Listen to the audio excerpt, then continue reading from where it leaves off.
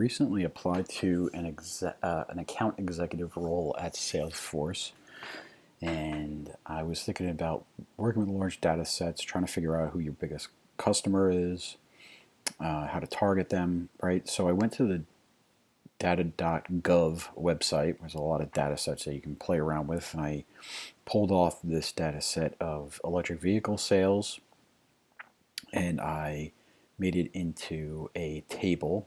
And we're going to use a pivot table with this. You want to make it into a table beforehand. Table 1, it just reads it. So there you go.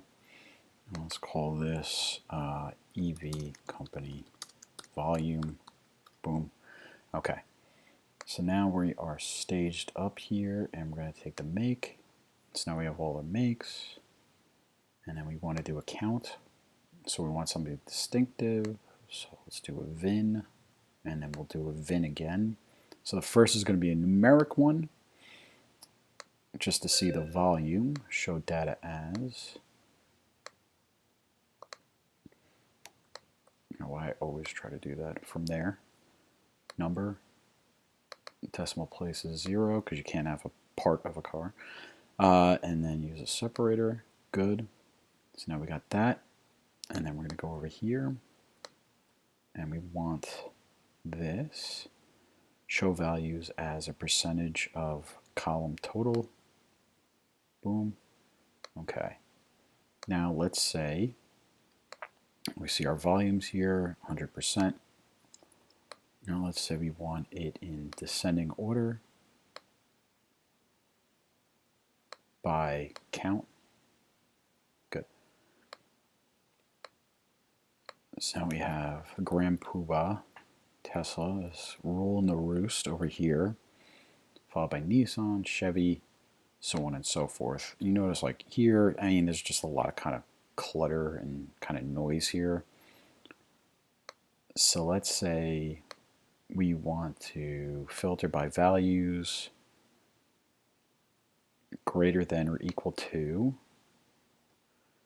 2000.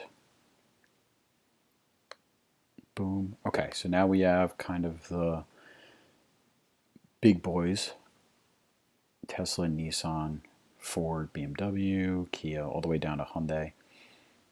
So we put in at least 2,000 vehicles, and let's say, and you'll notice the percentages changed because our column total has changed, but the values themselves, as far as a unit goes, has not changed. Now let's say we want to add a little bit of graphical or illustrative detail here.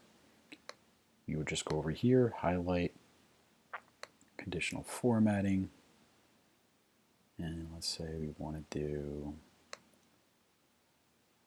this. We could put in kind of a heat map, or my personal favorite.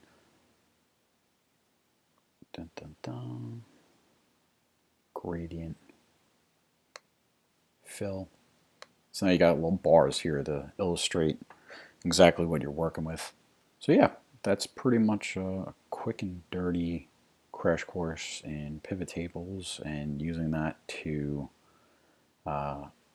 look through large data sets. If you know anyone that is hiring for a finance or strategy role that might be able to use this as well as many other skills, please let me know. All right, thanks so much. Bye.